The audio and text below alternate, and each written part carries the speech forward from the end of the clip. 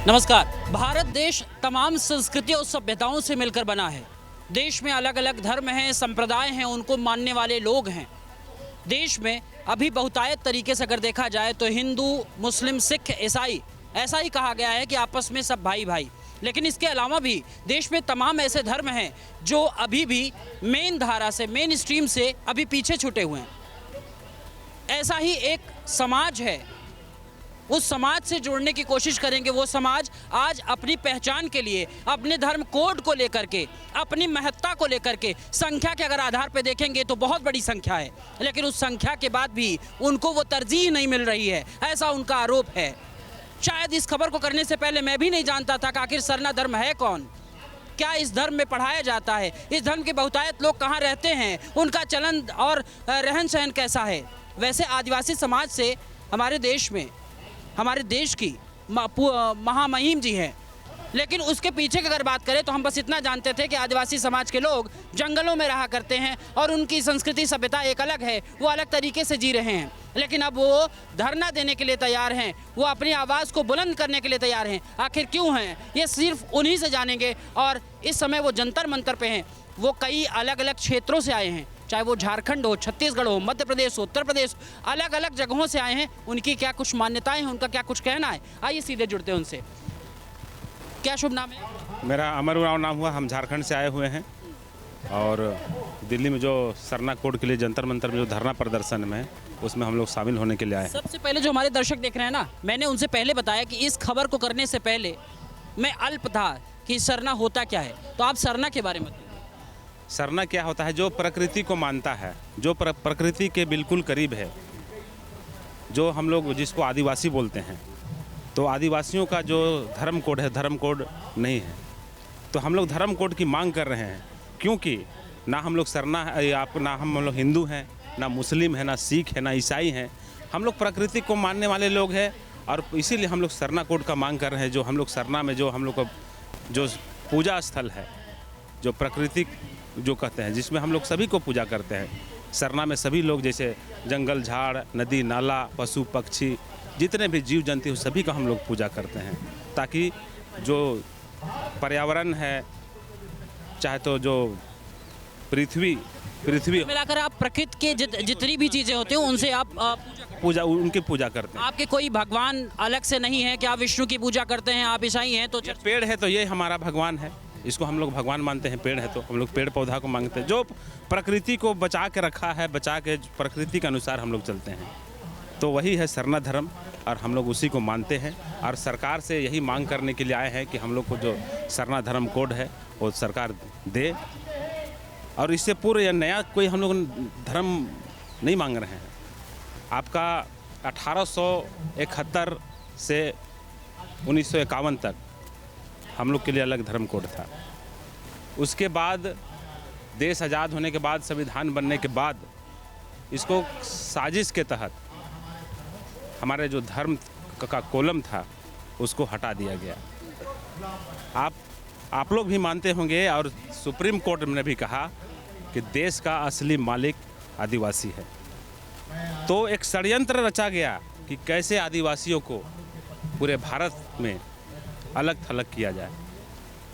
तो निश्चित रूप से अलग थलग करने का एक ही कारण था, वो है आपका धर्म।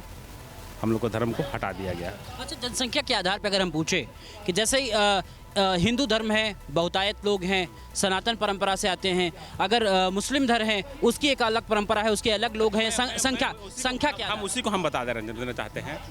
जैसे हिंदू धर्म में बहुत से लोग हैं, बहुत से जाति के लोग हैं, लेकिन धर्म के नाम पर एकजुट हैं। लेकिन हमारा जो धर्म कॉलम नहीं है, धर्म कोड नहीं है, जिसके कारण हम लोग भिन्न भिन्न धर्म संप्रदायों में बटे हुए हैं। भिन्न भिन्न धर्मों में लोग जानकारी के अभाव में बटे हुए हैं। कोई हिंदू लिखता है, कोई मुस्लिम लिखता है, कोई ईसाई लिखता है। और धर्म कोड नहीं रहने के कारण हमारे बहुत से आदिवासी लोगों का धर्म परिवर्तन हुआ है। तो हम सरकार से मांग करते हैं कि हम लोग का जो मूल धर्म है, सरना धर्म, उसको धर्म कोड में शामिल किया जाए, हम लोग को कॉलम दिया जाए लिखने के लिए। इससे पूर्व में जो सरकार थी उसमें अन्य में लिखने के लिए दिया गया था। तो हम लोग अन्य में करीब 50 लाख लोग सरना धर्म लिखे थे। बिरसा मुंडा जी क्या आपके भगवान आप मानते हो? एकदम मानते हैं बिरसा मुंडा को, एकदम हम लोग भगवान मानते हैं। तो केंद्र सरकार तो बहुत बढ़ावा दे रही है उस पे, उससे आप संतुष्ट हैं? नहीं देखिए, वो बढ़ावा दे रहे हैं उनको, वो ठीक है, लेकिन जो बिरसा मुंडा का भी मांग था कि हम लोग एक धर्म में जब तक नहीं आएंगे, जो हमारा जो धर्म था वो धर्म कोड अगर हम लोग को नहीं मिलेगा तो निश्चित रूप से जो पूरे देश के आदिवासी हैं कहीं ना कहीं हम लोग एकजुट नहीं हो पाएंगे। मानगढ़ को मानते हैं? सब मानते हैं, मानगढ़ को भी मानते हैं। जो उसके प्रचार प्रसार को लेकर के क्या उसको आप राजनीतिक देख रहे हैं या आपके धर्म के हित का? नहीं, धर्म का हित का है, हमारा जो भी मूल चीज़ है उसको हम लोग बचाने के काम कर रहे हैं। मानगढ़ में जैसे मान लीजिए बहुत से लोग, हम लोग धार्मिक हमला हम लोग के बीच में हो रहा है। एक तरफ ईसाई लोग हम लोग को धर्म परिवर्तन करा रहा है, एक और हिंदू लोग कह रहा है कि आदिवासी लोग हिंदू हैं। लेकिन मैं साफ शब्दों में कहना चाहता हूँ, जो प्रकृति को मानने वाले लोग हैं वो हिंदू नहीं हैं। हम लोग प्रकृति को मानने वाले लोग सरना धर्म मानते हैं। अच्छा, ये जो आप झंडा लिए हैं, इस झंडे के प्रतीक को किस तरीके से डिस्क्राइब करेंगे लोग जाने कि ये दो कलर क्यों है? एक लाल देखिए, और सफेद। लाल हो जाता है आपका, सफ़ेद हो जाता है माने शांति का प्रतीक, शांति का प्रतीक, और लाल हो जाता है क्रांति। हम लोग आदिवासी लोग देखते होंगे कि बहुत सीधे साधे होते हैं, लेकिन वो शांति का प्रतीक हो गया। लेकिन हम लोग को अगर कोई छेड़ता है तो हम लोग बिरसा मुंडा को देख लीजिए, जो इसको हम लोग भगवान का दर्जा देते हैं, तो हम लोग उग्र होकर आंदोलन भी करते हैं, लड़ते भी हैं। तो शांति और क्रांति, यही मतलब है। अच्छा, अभी जो यहाँ आप जंतर मंतर पे ये धरना प्रदर्शन कर रहे हैं, आपको क्या लग रहा है कहाँ तक आप स्थिति आपकी पहुँची मांग कर? देखिए, हम लोग मांग कर रहे हैं, हम लोग सरकार को इससे मैसेज दे रहे हैं कि हम लोग को सरना धर्म कोड दिया जाए। सरकार को ध्यान आकृष्ट करा रहे हैं। तो आपके समाज की ही राष्ट्रपति महामहिम जी भी हो चुकी हैं, क्या उन तक बात नहीं पहुँची? जी, मतलब हमें इन्हीं धरना के माध्यम से ही हम लोग चाह रहे हैं कि इसमें पूरे देश के लोग, आदिवासी लोग, पूरे देश के आदिवासी लोग आए हैं, तो हम चाह रहे हैं कि मैसेज, इसके द्वारा मैसेज जाए। आप ये जो पहने हुए हैं इससे क्या दर्शाना चाहते हैं? देखिए, हम लोग आदिवासी हैं, है ना, और ये हमारा जो ये देख रहे हैं, हमारा अपना संस्कृति सभ्यता है, वेशभूषा है। तो हम अपने विभिन्न राज्यों से आए हैं, तो अपना जो वेशभूषा है उसको हम लोग दर्शाने का प्रयास कर रहे हैं।